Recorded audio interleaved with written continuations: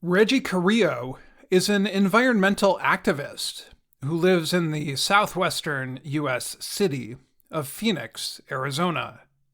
He recently told the Associated Press that climate change affects the temperatures of city neighborhoods. To understand climate change, to understand the urban heat island effect, you have to understand the history, said Carrillo. He wants to share his knowledge with his neighbors to cool his community. In Phoenix, some neighborhoods do not have many trees and open spaces. Some reports say temperatures are as much as 7 degrees Celsius higher than in other areas of Phoenix with more trees. Those parts of the city were built with mostly roads and buildings, but not much green space. That has helped create what Carrillo and others call an urban heat island.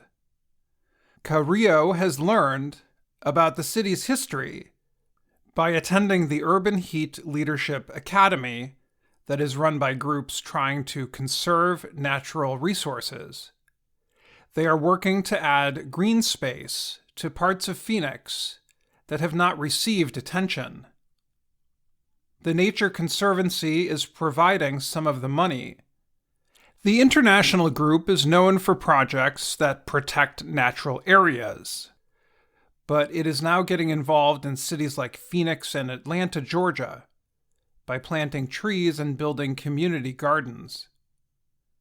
The Academy holds classes by video link on Saturday mornings.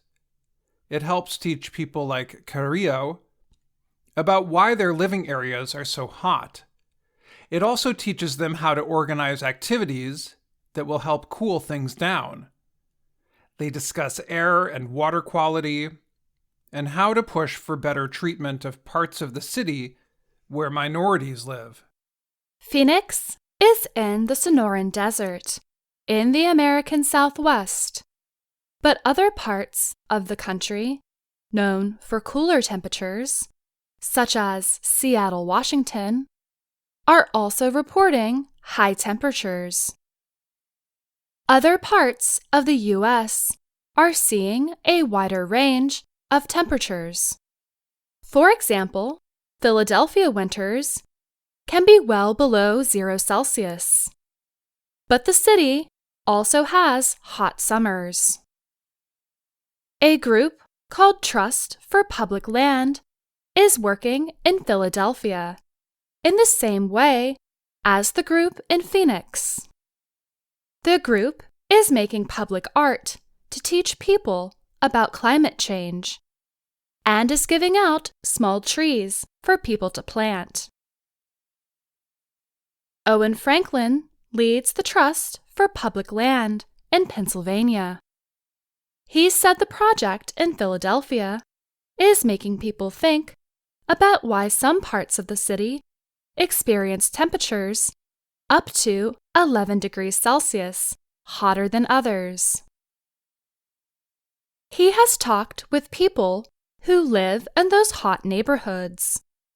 He said people who live in poor parts of the city often sleep with their windows closed on hot nights because they are worried about crime.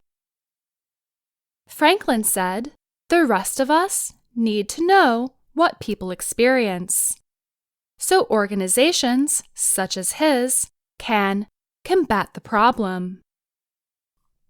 In Phoenix, Carrillo is working with others who went to the Urban Heat Leadership Academy. They want to build a walking area that will be known as a cool corridor, a place that has local plants that can help reduce temperatures. He also is organizing events to talk to people and learn what they want. Anna Bettis works with the Nature Conservancy in Arizona. She said the first class last year had about 40 people. It discussed the science of how plants can cool living areas. We are trying to help people work on solutions that will cool down their neighborhoods over the long term, she said. Bettis talked about shade. or the area of darkness created when something blocks the sun. She said, "You can see how unequally it is distributed in some neighborhoods. Summer temperatures in Phoenix can be dangerous. One day last summer, the high was over 46 degrees Celsius. In the last year, the heat was blamed for over 300 deaths." Other people in Phoenix are working with Carrillo on ways to reduce the heat. He talked with students from a design class at nearby Arizona State University during an event at a school for young children. One of the school teachers was Teresa Silva. She said many of the students walk a long distance without shade in order to get to class. The temperature can be 37 degrees, she said. The parents of most students have more than one job and do not have the time to drive them to school. Curtis Merritt is planting trees in another part of Phoenix. He is another graduate of the academy, like Carrillo.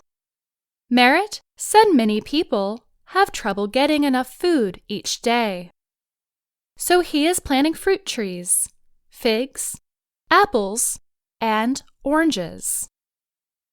What's great about this project is that I not only get to help cool down my neighborhood by teaching, said Merritt.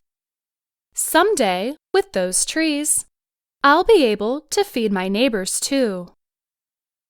I'm Faith Perlow. And I'm Dan Friedel. Reggie Carrillo is an environmental activist who lives in the southwestern U.S. city of Phoenix, Arizona.